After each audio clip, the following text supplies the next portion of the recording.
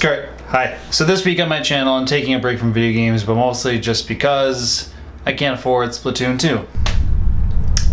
Yet. So instead, I'm talking about the other thing I pretend to know a lot about, which is comics. From an outsider's perspective, getting into comics can be a little daunting and at times a little uninviting. With that said, there's been a number of times where people have approached me and told me that they want to get into comic books, but they simply just don't know where to begin. So this video is a list of the comic books I often suggest to people who are non-comic readers. Okay, shall we begin?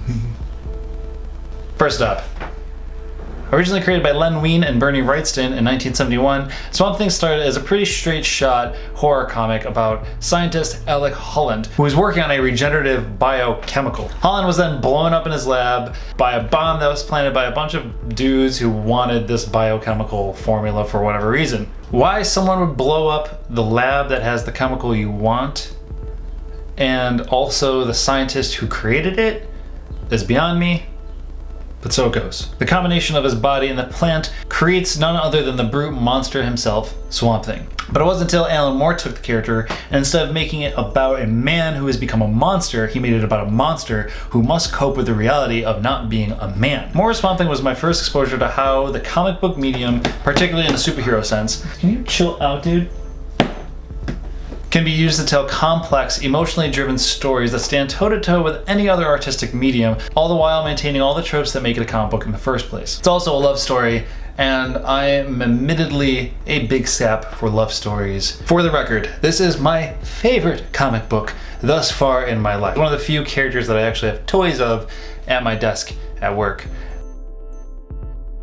My second pick is based off his name and Animal Man's powers. It's really easy to assume that he's kind of a stupid character, and frankly, he is. Created in 1965, Animal Man, or also known as Buddy Baker, got his powers from being in proximity of an alien ship that blew up. And for whatever reason, that gave him the power to borrow the abilities of animals. So he's not even cool enough that he gets the power to turn into the animals. Instead, he just thinks about the abilities he wants and then is able to do them in his normal human form. The reason why I praise Animal Man and suggest non-comic readers to read Animal Man is because he's a prime example of what can be done if the right writer was behind a character. It's not necessarily about the character, it's about the writer behind them, not so much the powers or tributes that the character has. The most beloved run in Animal Man is easily the one by Grant Morrison, done in 1988. Morrison was the first to take this kind of lame character and give it a life that no one could have imagined. Morrison shows the focus on his more humanistic quality as opposed to his superhero quality. So in most cases, most of Buddy Baker in the comic was out of costume, spending time with his family. And something else fascinating that Morrison did with Animal Man is he made him more of an animal activist rather than just a straight shot superhero. So why do I suggest Jeff Lemire's Animal Man over Grant Morrison's? Well, there's a few reasons. I think Lemire's is a good introduction to a superhero universe. It takes everything that Morrison did and kind of eases it into an already existing world, and also introduces none other than my fictional boyfriend and lover, Swamp Thing. So this next book is the one I often usually start with, but I decided to start with the superhero jibber jabber and then ease into what is Y the Last Man. Basically, everything on the planet containing a Y chromosome, meaning all males, suddenly, for no explained reason, simultaneously die, except for a young man named York and his monkey, Ampersand.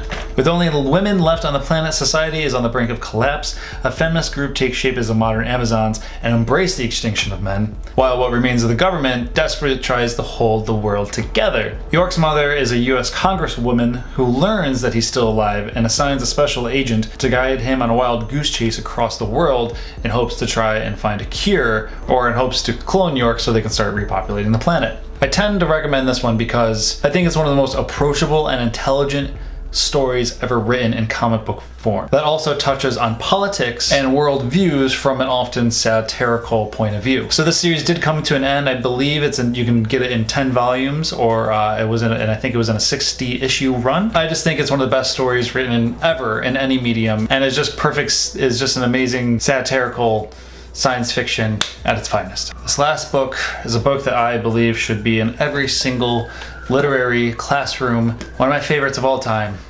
Day Tripper by Fabio Moon and Gabriel Ba.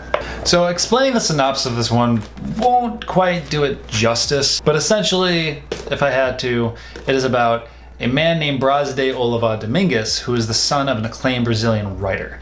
And basically, by day, Braz de Oliva works at a newspaper writing obituaries, and by night he dreams of being this famed author, similar to his dad. It is essentially an introspective journey following Braz de Oliva from child to adulthood, and it's all delivered to you and mixed into this unconventional, surreal storytelling. To me, this book in its truest form is the definition of sequential art. I think this book, among many other books like Mouse and Black Hole and a few others, demonstrates the power of the comic book form that is oftentimes kind of ignored or immediately categorized with big Hollywood superhero films. I get it. I try to read this once a year.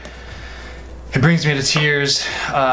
If you're ever in a funk creatively, it doesn't matter what you do, I can't suggest reading this book enough. It changed my entire outlook. It's one of those few books that kind of changed something for me going forward reading comic books. Okay, that's it. I'll leave links to all the books that I mentioned in the description. And of course, to those of you who read comic books, what's your list? What would you give to somebody who knows nothing about comics and wants to get into reading comics? Thank you everyone so much. You're great. I love you. See ya.